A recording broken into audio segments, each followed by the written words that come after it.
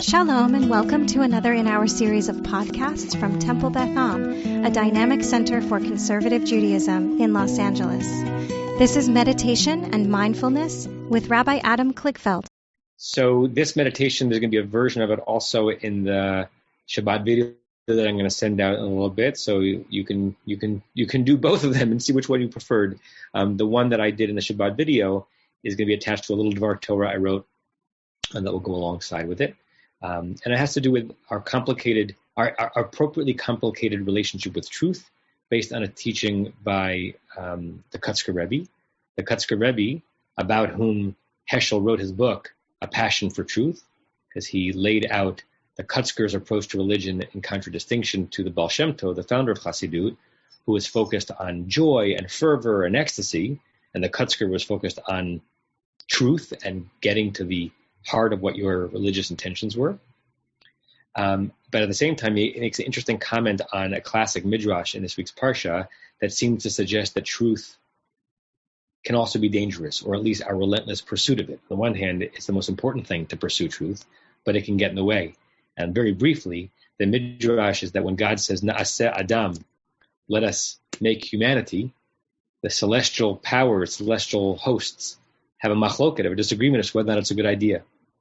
Right? So Chesed says, sure, let's make Adam, because Adam will be Oseh Chesed. That person, humanity, will do acts of loving kindness. Let's fill the earth with it.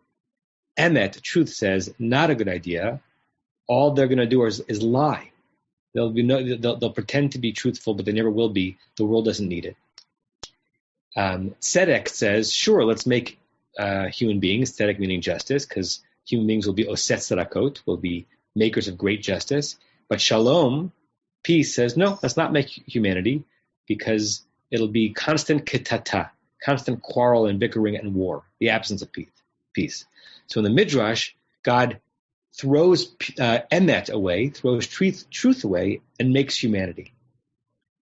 And the Kutzker Rebbe says, why was it only emet that was thrown away? Shalom, peace, was also against the creation of humanity. And what the Kutzker says is, it's emet, or our pursuit of emet, that is the source of all machloket.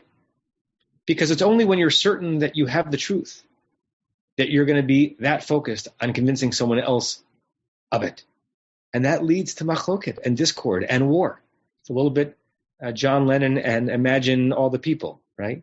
With fewer flags and banners and dogmas and boundaries and truth statements, less fighting. So the Kutzker both said it's the most significant religious ideal to be in a quest for truth, and be careful, because it can lead to dark places. So that's the heady idea that we're going to now go into a more lofty meditation about. Okay?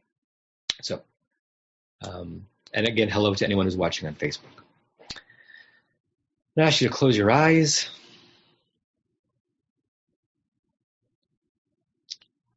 Allow a blanket of wonderful, heavy serenity come over you. It's almost instant.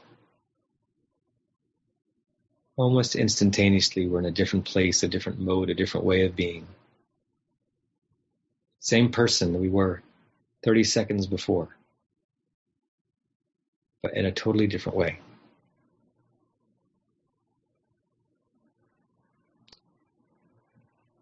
You may want to notice the parts of your body that are slumbering and need to be awakened. Invite them to be a part of this experience with you. Or to the parts of the body that you don't pay attention to, and beckon them to join so that you are doing this with your full body.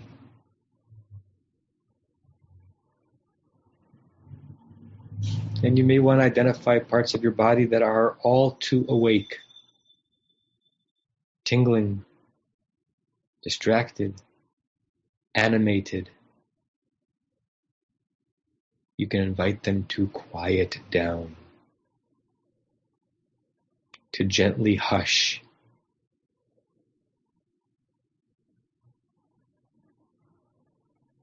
to allow breath to be the most important thing, rather than the least focused on thing.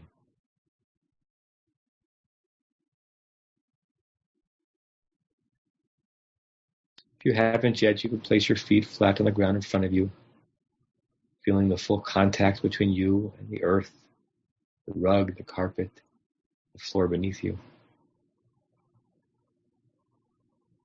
Make a significant mental note of all the points of contact between you and whatever chair or couch is holding you up, with gratitude for that contact and that support.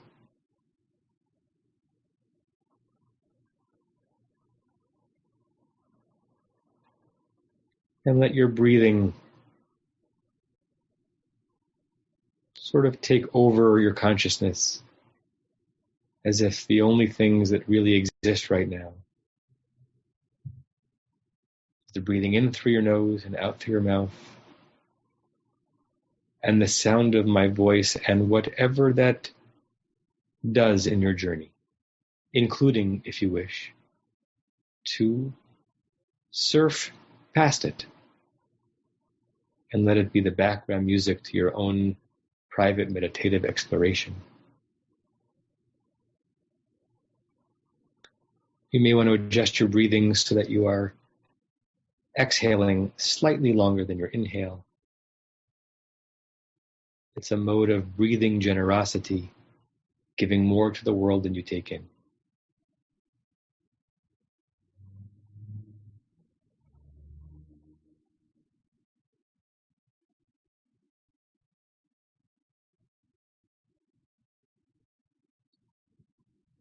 And I want you to bring into the center of your mind as if someone just erected a billboard right in front of your mind's eye.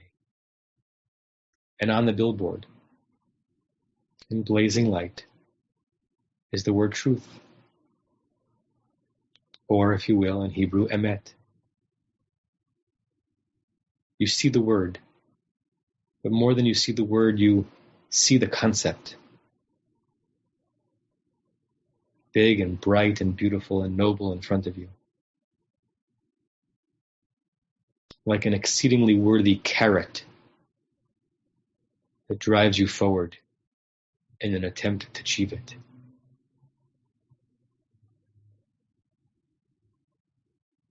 Feel your body surge. Your own lofty associations with the word.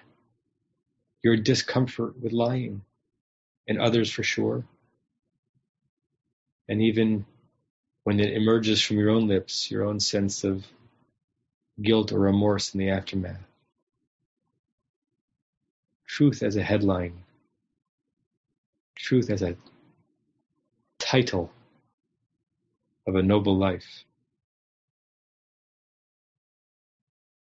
Truth is something worth pursuing.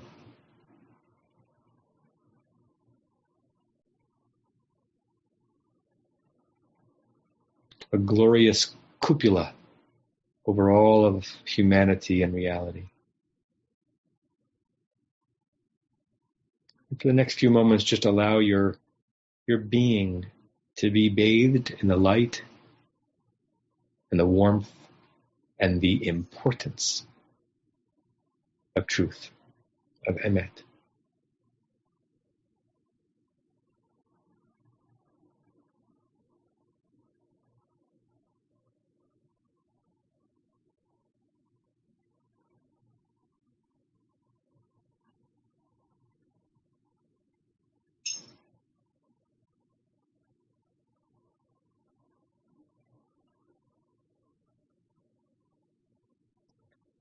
And now I want you to thicken the image a bit and imagine that at the edges of this blazing star of truth,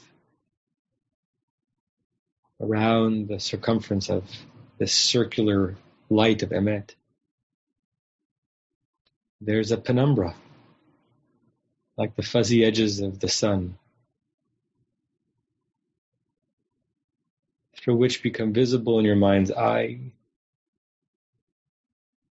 some of the darker, sides of truth and emet in life and in your life. The place where our certainty about what is true leads to enmity and haughtiness. The places where the light of truth doesn't glow, but it burns.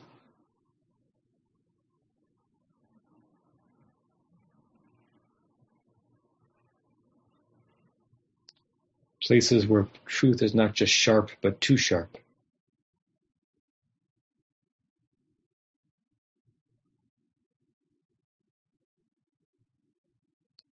When you cast your eyes, your mind's eye upon this blazing ball of truth,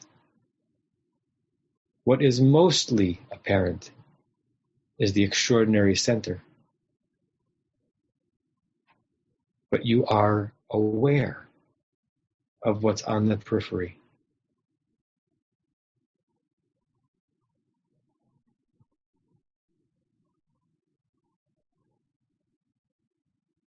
And let both of those penetrate your consciousness as you gear up for a day of rest.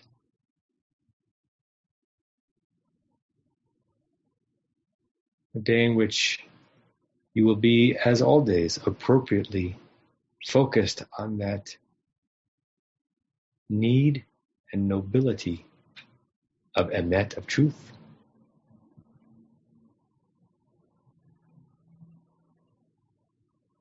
And aware of its lurking dangers.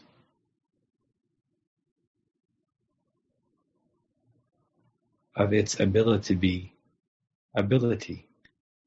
to be the source of the absence of shalom.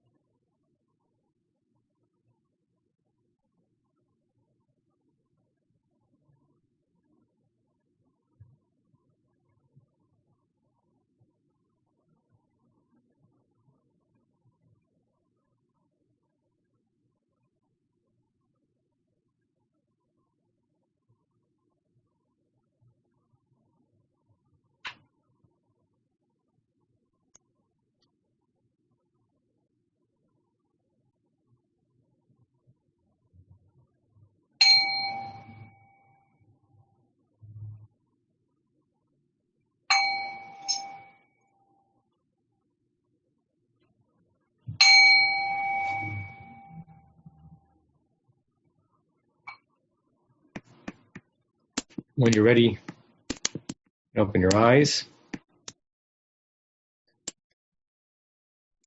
Pull up the concluding prayer, which disappeared from my screen for some reason. So give me 1 second, everyone. Sorry for the delay.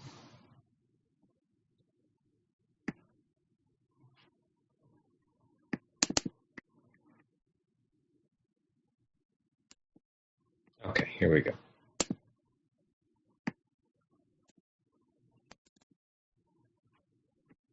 Let's say this 3 times together, excuse me.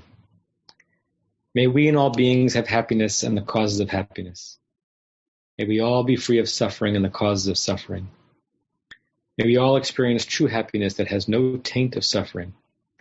And may we live in great equanimity, free from burdening attachment to loved ones and contempt for others, but rather with compassion for all.